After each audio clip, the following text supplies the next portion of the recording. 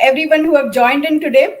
Today we have a very interesting speaker with us, Sharmistha Raja, and it's very interesting. I'll tell you the story as to how we met later on, and you guys would be surprised as to how serendipity actually works in the universe, how strong messages we string to each other. And I'm going to start with an introduction which hardly introduces her, because during the course of the conversation you will realize it's her vibrance, her fierce, let me call it fierce energy and compassion, and the strength and the boldness with which she comes in. Actually, that's what truly defines her. But yes, she has given me an introduction, so I better stick to the introduction that she's given me. That was my part of introducing her. Okay, so let me just share this. Sharmistha believes that the magic happens when our passion meets our purpose.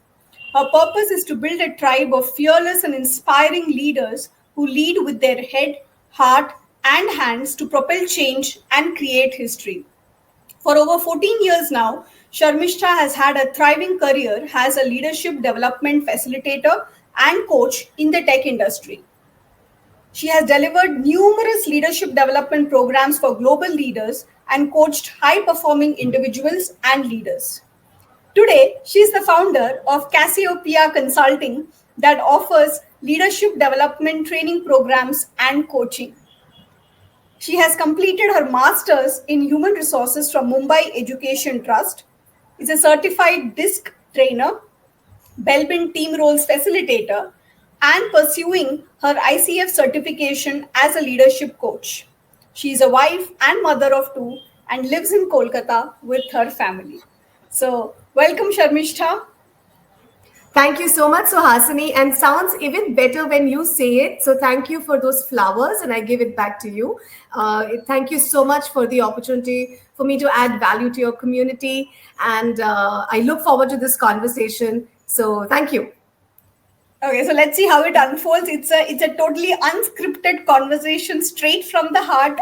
So let's see how it unfolds. Absolutely. So my first, as I said, cross my heart and hope to die. This is completely unscripted and very fluid, as Suhasini says and likes it, and not typically the format in which I would do my sessions, right? But this is the whole, the beauty of these conversations, right, Suhasini? So I'm excited. Yes, over to you.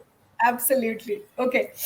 So let me start with the first question, because, when I was reading your profile and when I came to know of your plans after, what you're going to do now, the one thing that struck me is the name of your consultancy, which is Cassiopeia Consultancy. I don't even know if I'm pronouncing it right. I'm extremely sorry if that's being pronounced wrong, but please do feel free to correct me. So yes, what's about it? And how did you come up with such a unique name?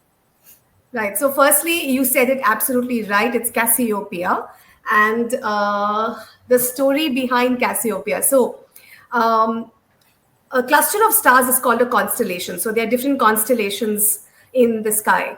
Cassiopeia is one such constellation. Now, the significance of Cassiopeia is, after the Big Dipper and the Small Dipper, it is Cassiopeia in the night sky that helps us identify the North Star, which is called Polaris. And this is for people who are on sea, who are lost in the deserts. They usually, kind of try to place Cassiopeia, and then she directs. There is a way to then identify the North Star, the North direction, which gives them direction. So people who are lost, it gives them direction.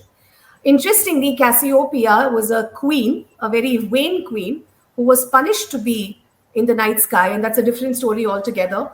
But what was interesting is that even with a punishment, even with a life not led the optimum way, you can still be of service to others. So Cassiopeia always, whether other constellations are visible or not, it's pretty much in the northern hemisphere and continues to give guidance and direction to people who are lost.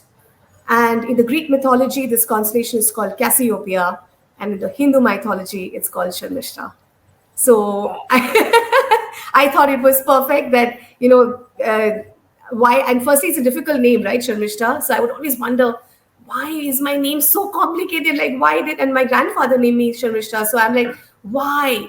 And maybe after 40 years today, I know why. That, nobody's perfect. I'm not, for sure.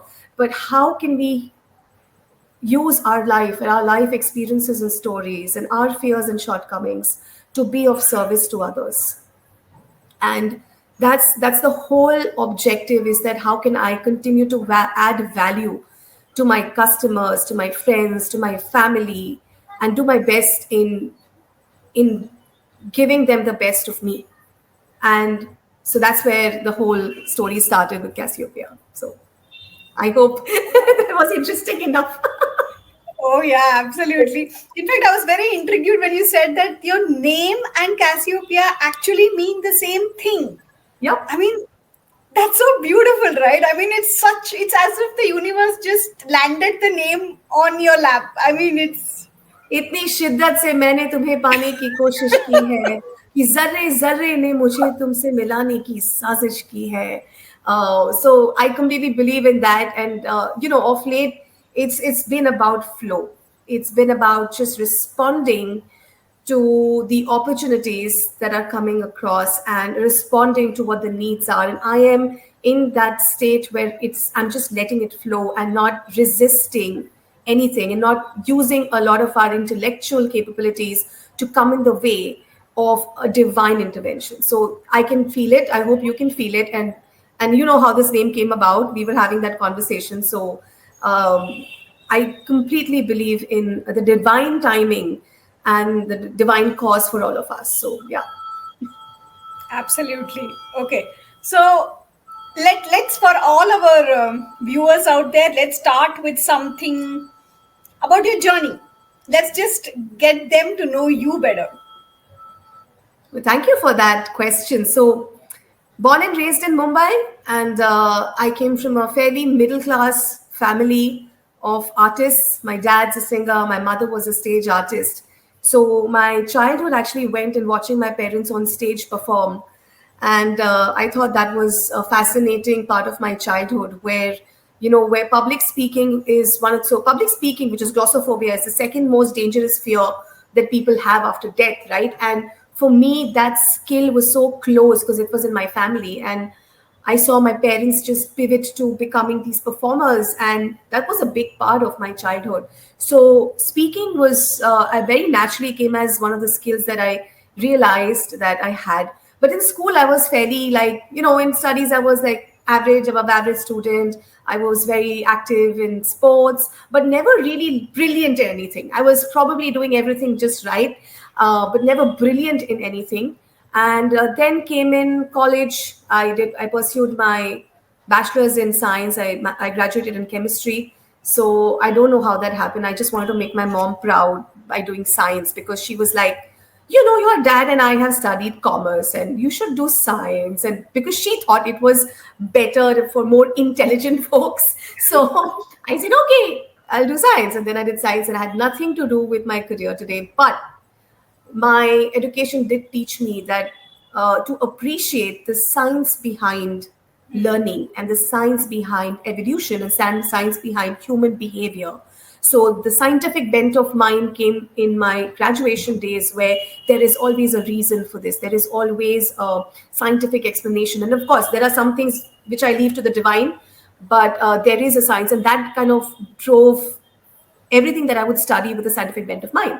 Then I did executive search for 2 years. It was I was a fresher out of college and said, okay. So I was in the HR consulting business, talking to people with 15, 20 years of experience, asking them if they would want a job. And that itself was a fantastic experience. I was with MEHR, which later became Kelly and Randstad. So that happened. And then, those were the days where you needed an MBA degree to, get that break in the industry. So I pursued I did everything to ensure I got a seat in a college. And I was very fortunate enough to have studied from MET, which is in Bandra. And post that, in my third semester, I had already landed 2 job offers, which was one with Infosys and other Tatas in TCS. And in third semester, I got it. Fourth semester, when people are still kind of scramming, because this was a time when we were just recovering from the depression in 2008. So 2009 and 10 is when we were still recovering, and the job market was fairly small. And I was very fortunate to have had those 2 opportunities. And then Infosys happened. 8 years there, and as you know, anyone's story, as especially a woman would go. So my mom is like, okay, you've studied, you've did your MBA, you landed yourself a job, oh great, kudos, so time to get married.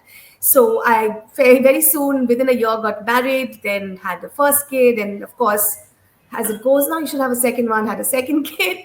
And then yeah, I took a break for 2 years for reasons that I think we'll share later. But and then Amazon happened. It's I As I said, I kept responding to what I thought was the next right thing to do, and here I am, Suhasini. That has been my journey, and in a nutshell.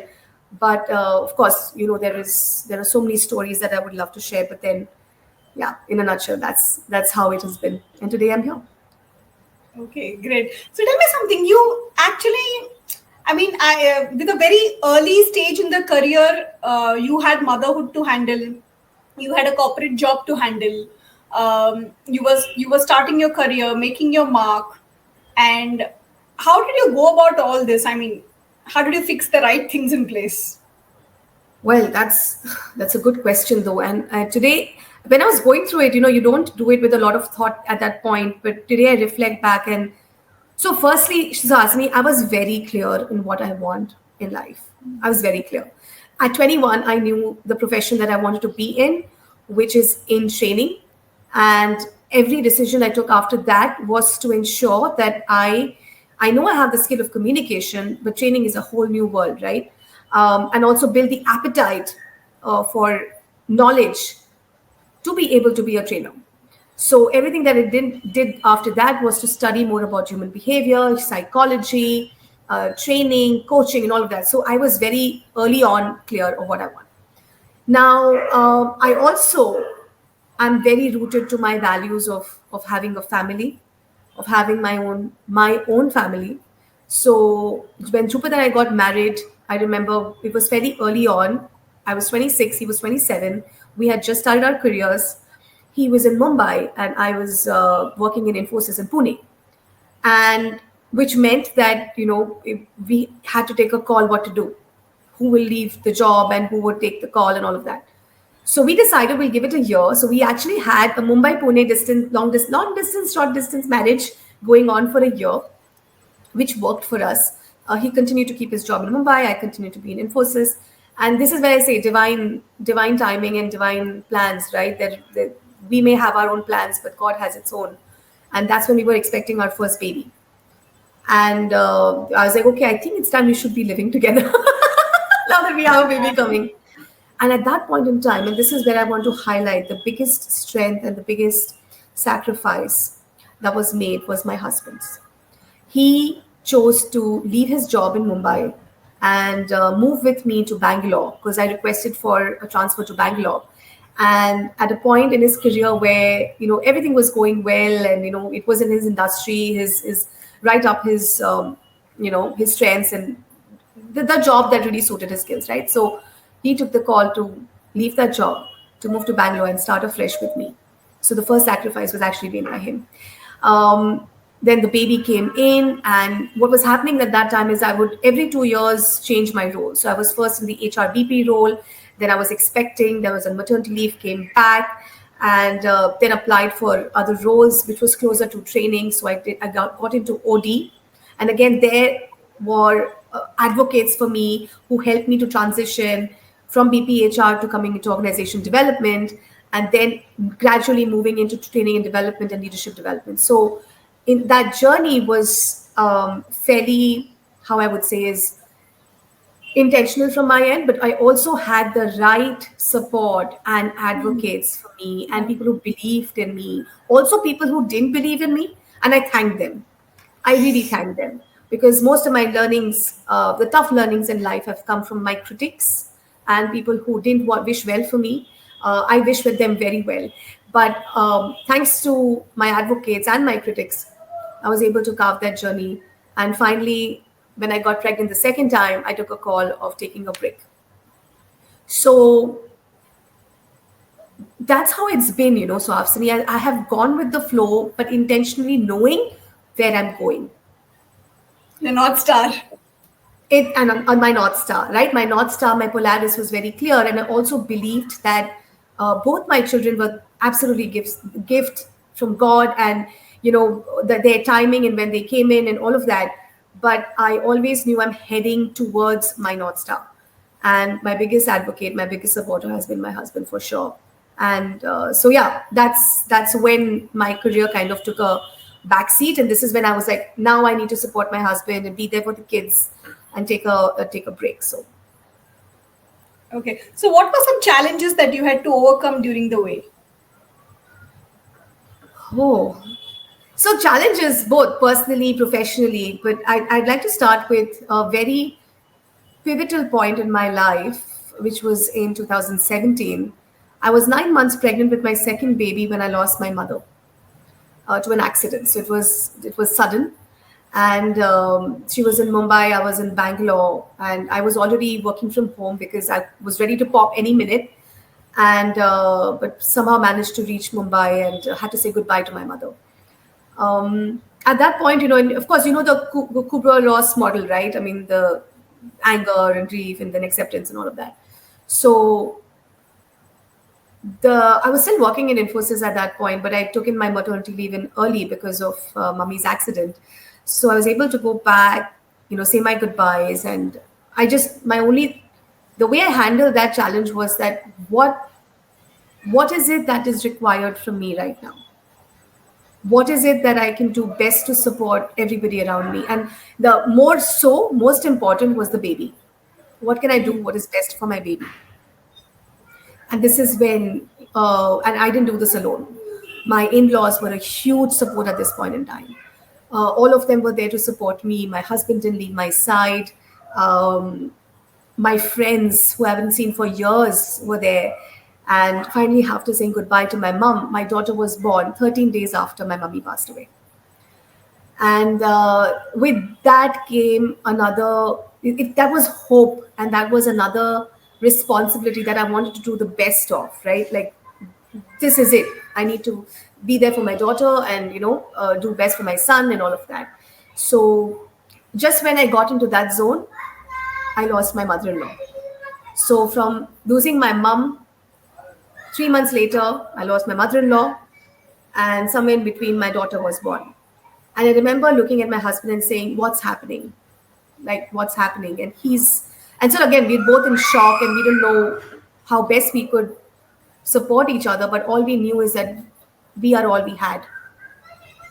And I did everything again, just like my mother. I did everything that I would do for my mother-in-law, and said my goodbyes. I remember, being in the rituals and right in the middle, going and feeding my daughter, coming back, and I had a C-section, so stitches and all of that. So I said, I will bear any physical pain, any inconvenience. That's fine, but I want to do my best, what I can do to say goodbye to my mother-in-law. Throughout that journey, as I said, we were only responding to what we needed to do. So responsibility is a huge value of mine. But within a year, it hit me that we really suffered a big loss, both of us. And that's when I decided, I want to take a break and spend time with my family and be there for them. Because that is the most important for me and my husband. I wanted to support him emotionally. I wanted to support him and the children. So while my dream was almost coming to fruition, it's already, by the time I left Infosys, I was doing trainings. I was doing what I loved doing. I remember doing a session 7 months pregnant in an auditorium and climbing the steps. I remember doing all of that because when you're so driven in life and you're so driven by your vision and your passion, your body responds. And I loved what I did. But that when life happens, you are all that you have left and the people that you love. So that happened. And then a year went by. I think it was a tough year for us to kind of find our ground again. But then that's when, after a year, 2 years, I got back in the industry. So this is where I had my second challenge. Second challenge was a professional challenge. So now I am about 10 years experience within the L&D industry. I'm married with 2 young children, and I'm trying to get back in the industry. So Hasini, I was getting offers that was paying me lesser than what Infosys paid me. And at one point I would wonder, is this a joke? Like, why? So I've already, left my job 2 years ago. I'm 2 years behind the market and I'm trying to get back in the industry. And these were the kind of opportunities that I was getting. So 6 months, a year went down in job search, reaching out to, advocates and mentors and colleagues and friends. So this is when I went back to when I was in college in 24 and hustling to get jobs, and landed those two jobs. And I was like, in my head, I'm the same 24-year-old now will hustle to land her next job.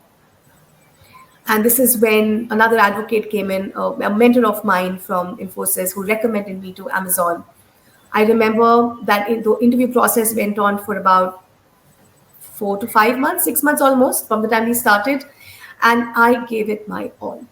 Talk about using, the intellectual capability, talk about manifestation, talk about law of attraction. I did everything to make it happen. Because for me at that point, it was, this is it. I'm going to convert this. So even with, the young kids around and all the things at home, supporting my husband in every way I can, I said, I find my way to, make this happen for me. And Feb 2020, Amazon happened. And that was the biggest highlight of my career, because it was not just like getting back in the industry, but in a role that was really suited to my skills. I loved the culture, I still do. And they did their best to kind of give me what I deserved. So which was great. So looking back, I'm like, wow, this is a story that I must share, because, every woman out there who's trying to get back or restart their career or start their career after motherhood, I know I've been there, done that. Never, ever. And my only, message here would be, never, ever let anybody decide what your worth is. You know your skills. You do your best to hone those skills and ensure that you convert these opportunities, find the opportunities, convert the opportunities, but never ever let the world tell you what you can or cannot do. I never heard it. I just went for it. I went for it like a hungry lioness that I wanted. So that was the second challenge that I could talk about, which was huge. So there's a third one, but I'll take a pause to get your views, your comments. No. Actually, no, complete the story. Let's do the third one. Okay, this is my masculine me that I've made notes, I've like, what I want to kind of share and talk. The third one was during COVID. So Feb 2020, I joined, and as we know, in March, we all went, virtual, and we had to pivot to now working virtually because of COVID. And so I'm at home now with me and my husband, both doing 2 full-time jobs from home and taking care of 2 children without a nanny, without a daycare support, without anyone coming home and helping us, and with the constant fear of staying safe and healthy. And I was also new in my job, so I wanted to do my best, learn more about it, and start delivering as soon as I can. So put a lot of pressure on me. But eventually, when we realized that it's going to go on for a while, we made adjustments to kind of deal with it. So me and my husband kind of took a decision to move to Calcutta, and that's when something hit. What happens is your triggers kind of show up in day-to-day interactions, right? And you wonder that, by now I think I should have been able to deal with this. Why is it that I'm still struggling with the same issues or the same concerns or the same struggle? And like, why is this happening over and over again? And this is when my journey of self-discovery and, self-awareness began, because I took therapy for 2 years to figure out what I can do best to, again, support others. But here's where I went wrong. I was not there to support myself. How can I be there for myself first?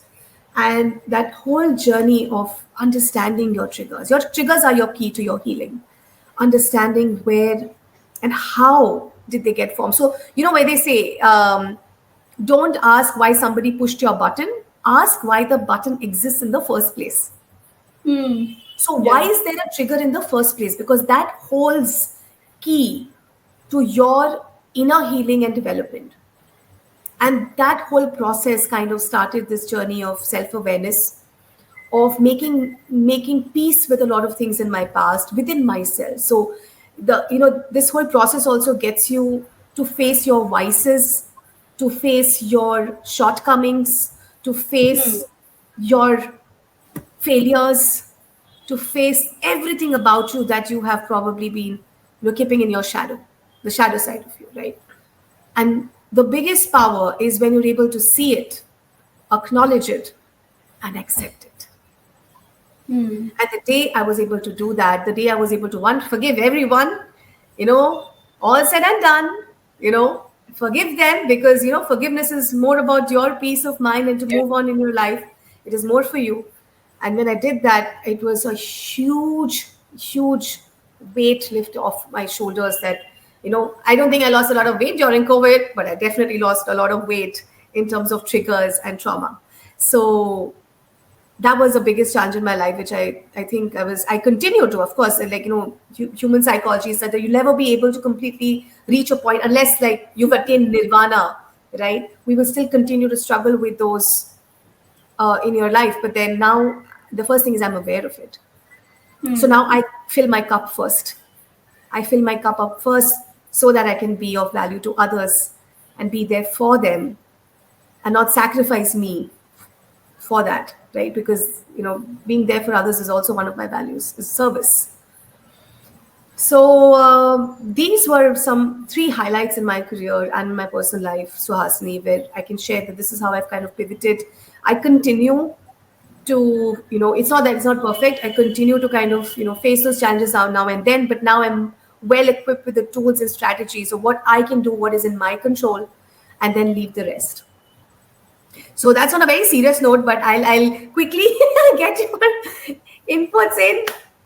You will Okay, also. so I am just going to share whatever came up in my mind right now. Okay. Such a strong character.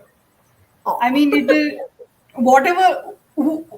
It's not about Sharmistha the person. It's about the soul that you're blessed with has come with such a strong character. Thank you. I mean, it's unbelievably blessed. That's one thing that stood out for me. The second thing that actually stood out for me is when you said that you have to first fill your own cup of tea and then serve others. I just wish that every single woman, whoever is in the whole world, listens to you like on this line. I mean, seriously, the day we get this in our head right and not think about self-care as being selfish, I think we'll get many things right, just for both ourselves and others. You're spot on. And I'll give you an example of how self-care and selfish kind of get entangled, and it's a gray area, right? So, how I don't know if you have that conditioning, but I had a conditioning that everybody needs to be fed in the house first before the mother can eat or the lady of the house can eat. And I would just, and I remember being kids and giving my mom a tough time to finish my dinner and all of that. And I always saw her very irritated because she was hungry, Yeah. poor thing.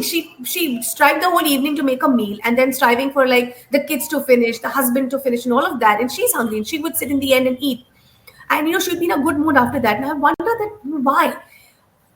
I'm like, okay, if my mother could just eat first, that's okay. And then serve us, because I would have loved to see a happy mom, doing the same. And so when I became a mother, and this is actually my husband saying this first, and he would say, you eat first.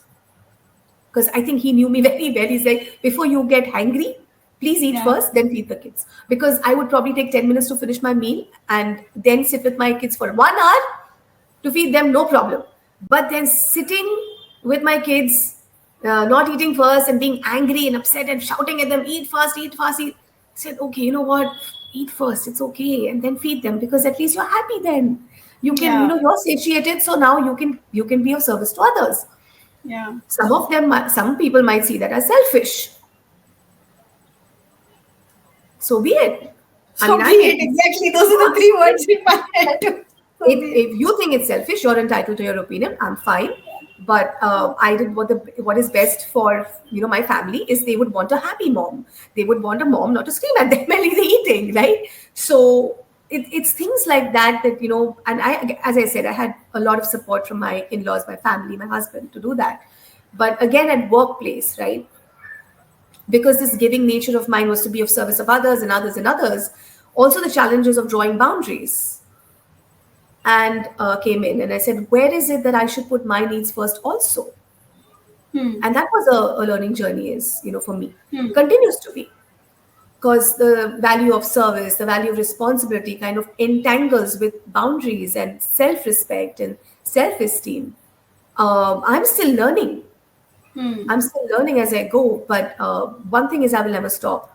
I will never stop. I'm relentless in my efforts to continue being the best version of me, to be able to serve others. But I will not stop. But yeah, that's a very serious side to our conversation. I'm very cognizant of the fact we are getting very serious, but I also want to make it fun. By the way, strength is one of my tattoos. So I have a tattoo called strength, and then the other one says passion. um, the two words that hold a lot Wow. of meaning to me. So yeah, but you know So what I want to pretty get bang on. into? When I said a woman of strength and character, I think it's pretty It bang was on. spot on. You see, I can't get a tattoo in 30 minutes now, no. So I did this. It is like it's right here. Yeah. And passion. So during sessions, I remember when we were training, and the first attention that would go, I would first address this, that they will go to my tattoos, and I said, yeah, these are my tattoos. This is what, and they'd be like, what does it mean? And then I said, let me start with my vision statement. So all my sessions start with my mission and vision statement. Uh, in a way to also connect with people, that I'm not here for me, I'm here for you, and what I can do to help you in your journey, and whatever I have learned over the years, able to serve you, and that it helps you. But what I'm really interested at this point is, so Hasini, is our story. Oh yeah, that's also there. Oh Our my god. story. Yes.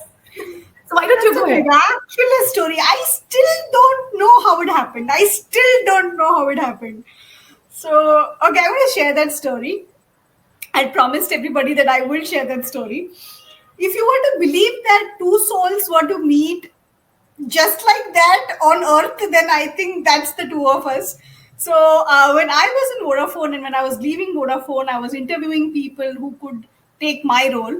And at that point in time, I was interviewing Sharmistha, and then I was like, oh wow, this lady is brilliant. I mean, she's a beautiful fit for the role that I have with me. But then I also had my doubts because it was a heavy traveling job, and I knew that she's family oriented and she had two kids. So I was like, I was very doubtful about how it will go with her in Vodafone, the role that I was occupying. And then one fine day, when I left Vodafone and I happened to join Amazon, and look at the odds. Absolutely, just look at the odds. I was entering the campus of Amazon, and I find a lady walking in front of me, and she just actually she passed like this from me, and then she went in front.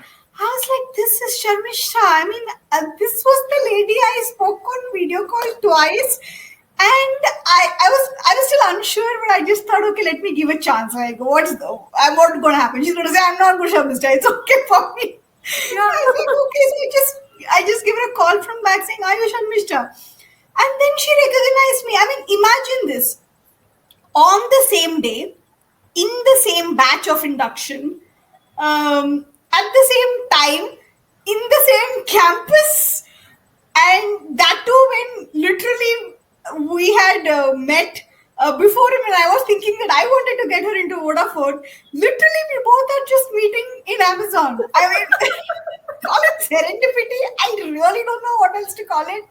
I But know. that day is still a shocker. I mean, for me, Yeah. it's still a shocker.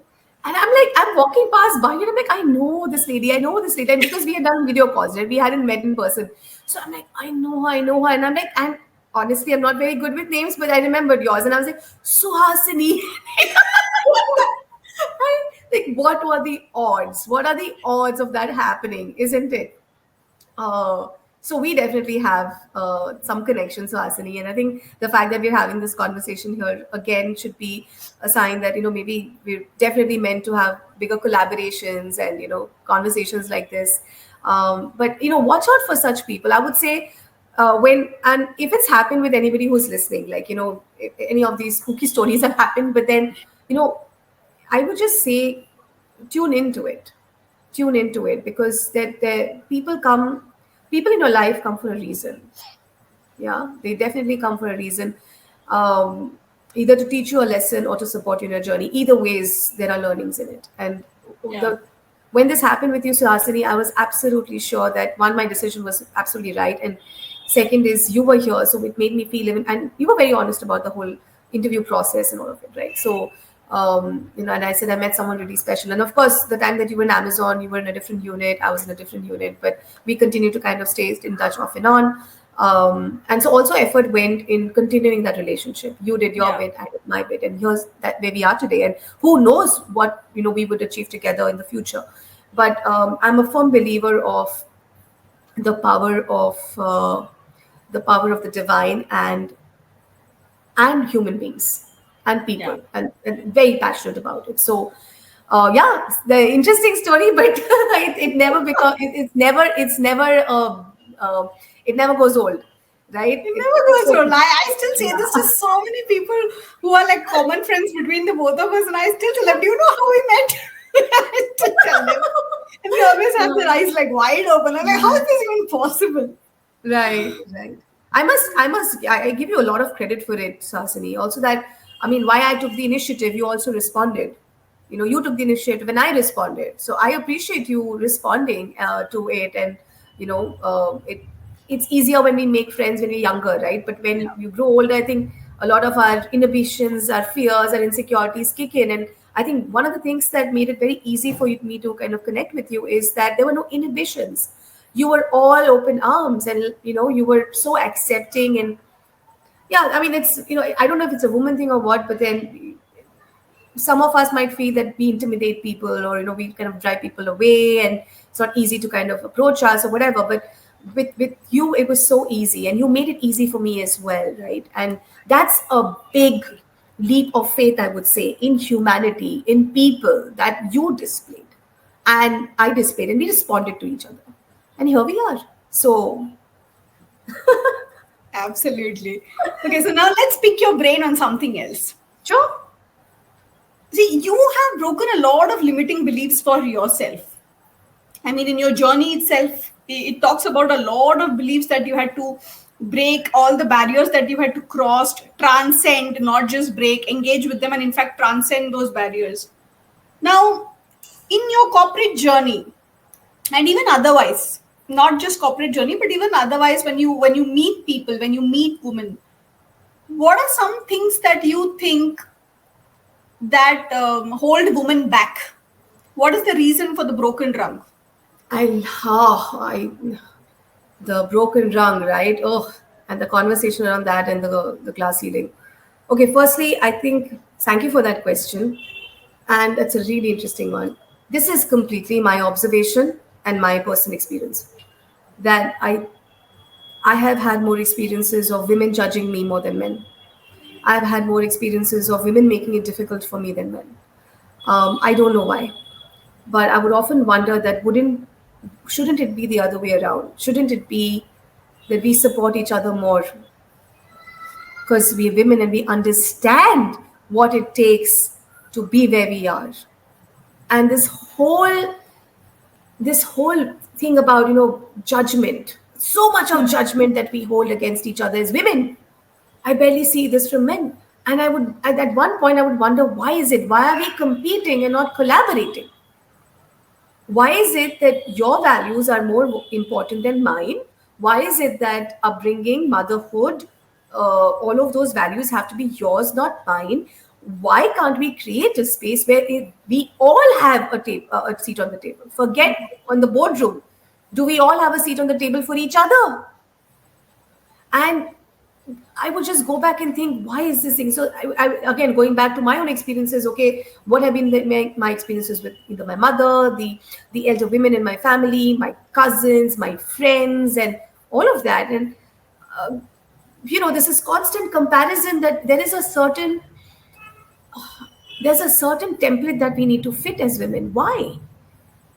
So today, if you meet somebody, Suhasini, who has lived a very different life as yours compared to yours, who has different values than you, who has and is successful in her own way, how will you respond to her? How would we kind of create space for each other and not judge? And that's a conversation that intrigues me. So I started first from my end. Okay, if I and not that it is somewhere in our mind that we end up judging, right? So I'm like, okay, the minute I find myself in that zone questioning, I stop myself. I said her story may be different than mine, but that doesn't make Yeah. it less valid. Your experiences are as valid as mine. Today, I'm surrounded by amazing, strong, beautiful, confident women who have made different choices in their lives and career, but that will never take away how I feel about them. We might be on different tangents as well on our value system. We might do a certain task a different way, but then I would always give them credit for being who they are. It may not be the way I would want to kind of do things, but all the best to you. Um, I'll give you a simple example. Anybody in your family who's the closest woman to you, just see, do you feel that sense of judgment in that? It speaks volumes. And what can we do to first stop at our end? So if I meet somebody who's not got married, how do I respond to her? Which would mean that I would need to have different kinds of conversations with her. She will not be able to probably relate to me as a married woman, but what are the other things that we can connect on? How is it that I respond to people who've not had children? Right? So different perspectives, different lifestyles, different choices. How can we make space for each other with that? And that is my journey, and I've taken that on me, and that's why I feel very passionate about the space of women supporting other women. Let's help each other wear our crowns and not snatch them away. I help you wear your crown, you help me wear my crown, and validate. And we don't need validation, but still it's fine. Your choice, your lifestyle. Tell me what I can do to support you. That kind of conversation. Today I see women facing challenges in financially or in their marriage or with their kids, or they've had a different set of challenges that I may not be able to relate to. So I don't say I understand. That's the first thing. I start with my language. Say, I understand. I don't know what it is to be in your place, but you know what? I can listen to you. So awfully there have been instances where either somebody has just, one of my girlfriends called me and said, just listen. I said, yes, I'm all yours. I can't relate to her problem, but I will listen to her. I'll give you that space to voice it out, but I will never say I understand. It starts with that thought, Suhasini, is, if we could just stop judging each other and saying, oh, she should have done this, or why couldn't she do it because I did it? I think we need to put a lid on that, honestly. So, as you can see, I'm very passionate about it. And so, what? Forget about talking about equality with men and other genders. Let's talk about acceptance within womenhood, women within our sisterhood. Can we create acceptance in our sisterhood before we talk about equality with men? That's where I come from. No, makes sense. Makes a lot of sense actually. So tell me what stops them internally. So for example, I understand that they are judging, and I completely understand that they are probably seeing a scarcity wherein they are seeing it as a competition, saying that I go ahead or you go ahead. So maybe I have to really fight for my own place, and I should not allow anybody else to come in there. But then what Precisely. is it So something that's precisely. So within them? because yeah, and you're speaking about positions in the next level, and how we grow within the organization. So from a corporate standpoint, right there, somehow there is, of course. So I was just reading a McKinsey report that says at a C-suite level, we've done a fairly good job in our gender balance, right? I mean, that's the research that McKinsey's done and interviewed about 300 companies and all of that. So at a C-suite level, we've made progress in having a seat on the table with our counterparts. But you're talking about the broken rung. That's where we continue to have a problem. Is that first leadership level, the first time manager position, we still have a long way to go for women to make that transition, where men are able to do it more. So there are no more number of men who are first time managers than women. Now, for some reason, I think we feel that there are only X number of seats for us, and we are competing. I completely get So that. I'm competing with Suhasini to get that position there. I'm saying we are competing with everybody. Why just each other? We are competing with everybody equally for that role. So that mindset has to change. That there is no X number of seats allocated to women, or even if it's so, in organizations, are we really looking at women as diversity hiring? I leave that question here to be answered or to reflect. But we are competing intellectually, we are competing in terms of our competencies and skills. And I'm not sure if I'm still on.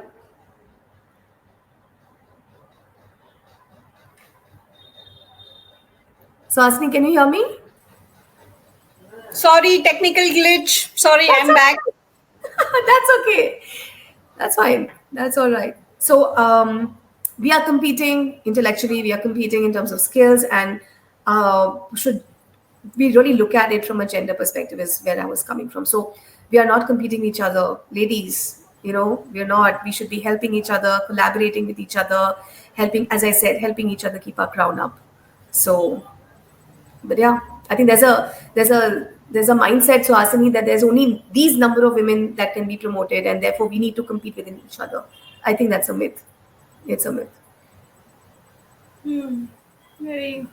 But That's what's sad, the right? solution? It's, yeah, I mean, I've seen it in organizations. I've seen it. I've heard it from. In fact, I was talking to some of my girlfriends today about the live, and some of them mentioned about tokenism in corporate. And I said I still need to kind of understand that concept more. But then that, oh, these many seats only for women. No, it is, let's also treat each other as individuals first. If we bring the right skills and competencies to the table, whether I'm competing with a man, woman, or another gender. So credit based promotions. But again, it's the conversation has started. I'm hopeful that with more conversations like this, we will start challenging those beliefs. And but I truly believe that, as Gandhi says, the begins with us. So what can I do to make that, or to start that conversation, bring about that change? So from my end, it's first with me, or what I can do. Yeah. Be the change that you want to see. Be the change you want to be. Yeah, yeah. Okay, so we have 10 that's minutes remaining, and for all the audience out there, if you want to ask any questions to Sharmistha, you can just write in your question, type in your question there, and then we'll be very happy answering the question. And we have a compliment coming for you from Pooja. She says, "Hey Sharmistha, you are on point. You have hit the right chords with every woman." I think this was being, Oh, she had typed this when you were saying that women were being judgmental about each other, not allowing them to oh, okay. move progress in their career. So yeah, Pooja, thank you for that compliment. Okay, so while the audience comes in with their questions, I'm going to see, there are very few people who actually reach out for counseling or therapy or just any external help, right? For a coach or anything, for even upskilling, they actually think a lot, because even for upskilling, there is a fundamental belief that I have to be worth it.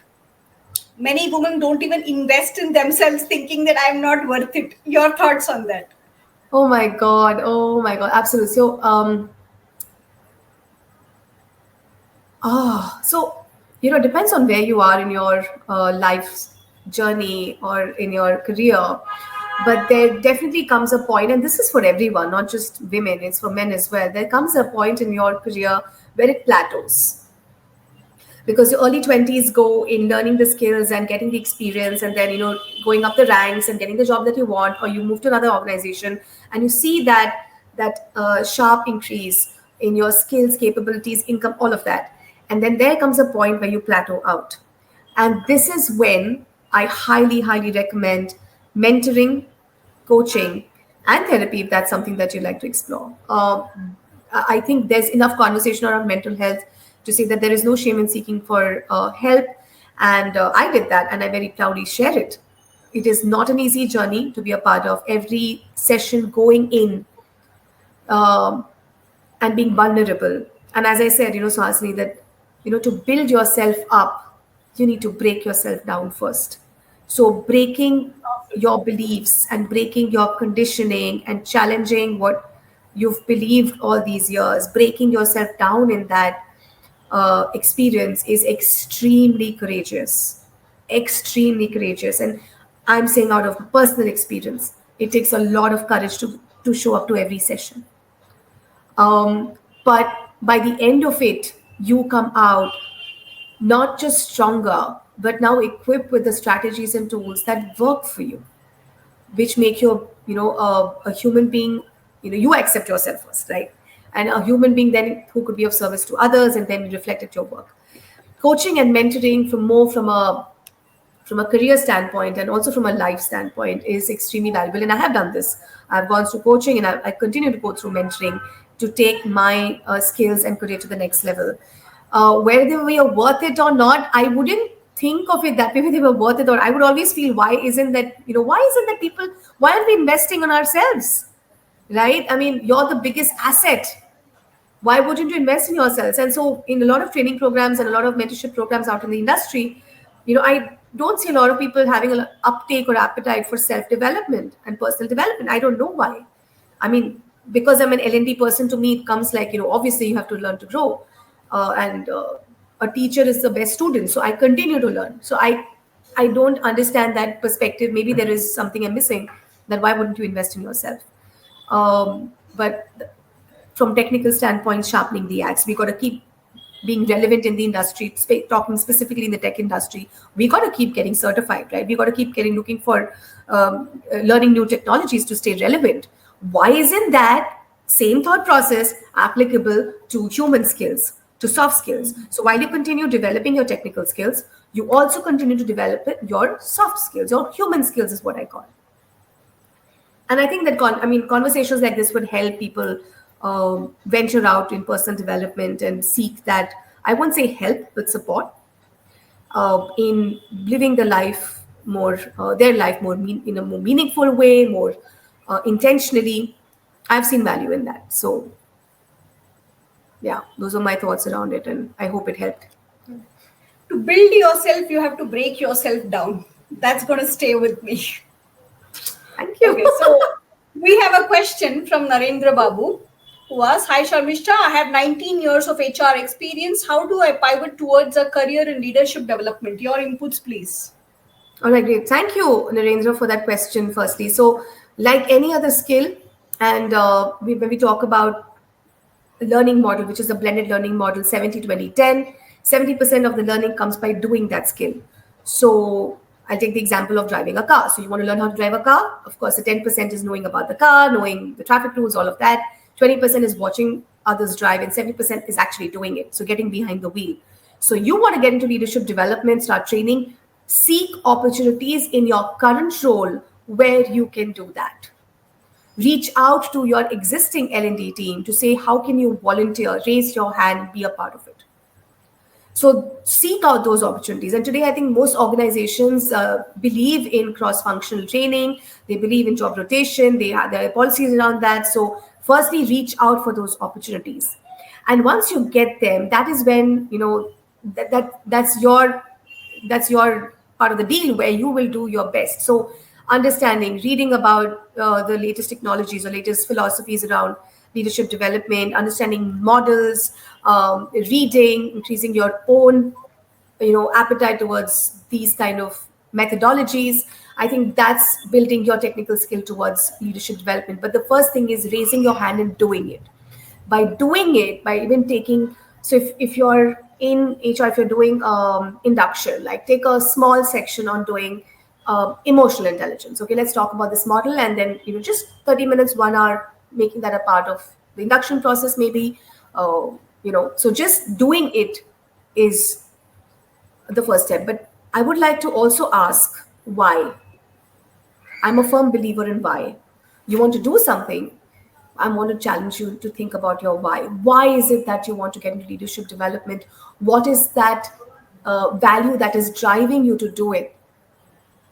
And first, having the awareness of it would then drive your actions. So always start with why, and that's a book recommendation I can give you, which is Simon Sinek's Start With Why. Is that why you want to make that pivot?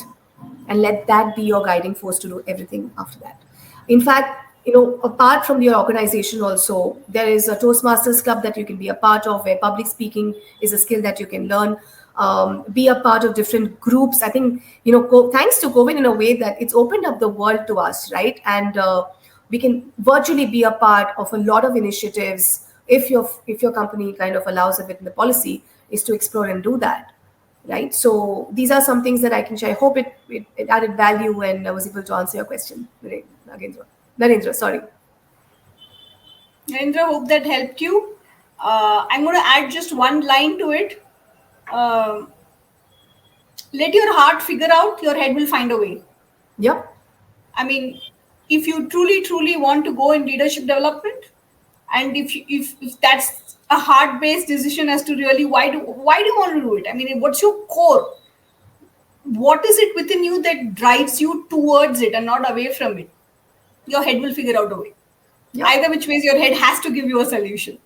So, and that's a brilliant point, Hasni. And this is how your brain works as well. In the night, give it a thought. Like, I want a solution to this, and a lot of people have done that, and scientists have done that to find solutions. And trust your subconscious and trust that intelligence that all of us have, but we don't tap into. So, keep thinking, asking that question, and you may wake up one day in the morning with an answer, and you know what to do next, or you will find that there are things happening around you, like as I said, they're conspiring to make it happen for you, so be in tune with that. But absolutely great point, Suhasini. But and again, being in tune to yourself, being in alignment with yourself of what you really want, why you want, and then responding to what opportunities come to you. Absolutely. Okay, so we've got 3 more minutes out there for the audience. Whoever wants to ask any question to Sharmistha, they can type in the question there and we'll be happy to answer it. And let's wait for 15 seconds. And then if nothing comes in, I'm going to ask my last question. Then the last bonus question is mine. All right, great. But it's been an absolute honor. It's such a nice conversation, Swasini, and just this is a testimony to what happens when you just respond to the divine intelligence and timing. Absolutely. Okay, so the bonus question is mine. I gave time. Okay, so if you had a message to share with all the women leaders out in the world, all the women leaders out in the world, suppose I give you a mic like right now saying that Sharmistha, whatever you say right now is going to be heard by the entire world, what will the message be? Oh, okay. See, as you know, it's not scripted. I'm completely caught off guard for this. First, for sure, number 1 will be filling your own cup. Okay, discovering yourself, discovering, your strengths, your challenges, your vices, and your shadow side, and accepting yourself. And I would go beyond to say accepting, I would say owning yourself. Acceptance and ownership of self first. And then how do you create a space? Second, creating a space for every other woman to also accept and own themselves and feel a part of that community. So how can we create a space that we accept each other and creating that space for each other? That's number 2. Number 3, and I think I read this somewhere, but I really liked it. Keep your heels, crown, and standards always high. That's nice. So keep high standards in whatever you do, whatever you pursue, how you show up, and just it's a reference to how you teach people how you want to be treated. So treat yourself to the best to attract the best. So those will be my 3 key messages for all the wonderful women out there. So Asani, I just hope that the whole world hears it. I mean, if not today, someday. And I'm sure they will. So with this, we come to an end of this LinkedIn Live video series. And it's been an absolute joy to have you here with us. I mean, I'm in love with your vibrancy. I've said that before. I mean, you bring a lot of life to the conversation. And I think the one that you have written, the strength and passion, I think those are truly just you. I mean, 2 words to define you. I think that's absolutely, those are the 2 words that would come to anybody's mind. Thank you so much. And thank you so much for creating this space and having me here. Passion is madness with a vision. So there is madness in you. All of us have that madness. It's about, are we giving it a vision? Are we giving it a direction? And the energy that you feel in me is, I I could go a day without eating, a night without sleeping, but as I would tell all my colleagues, you wake me up at 3 o'clock at night and tell me to train or coach, I would do it. And that's energy, that is cosmic energy, that's divine energy. So our job is to respond to it. So thank you so much, Suhasini, for this time. It was an absolute pleasure and joy. Yeah. Thank you so much.